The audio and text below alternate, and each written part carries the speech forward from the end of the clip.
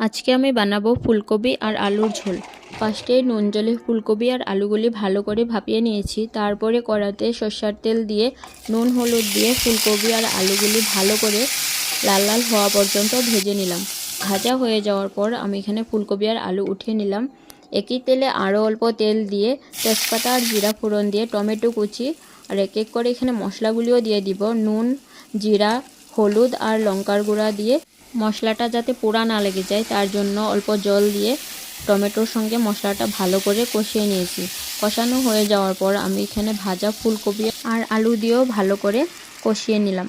কষানো হয়ে যাওয়ার পর আমি এখানে ঝোলের জন্য পরিমাণ মতো জল দিয়ে ঢাকনা লাগিয়ে ঝোলটা ফুটে আসার পর গরম মশলা আর ধনিয়া পাতা দিয়ে আরও অল্প ফুটিয়ে নিলেই আমাদের ফুলকপি আলুর ঝোল রেডি। এভাবে বানিয়ে খেলে রুটি, লুচি সব কিছুর লগেই খুব ভালো লাগে।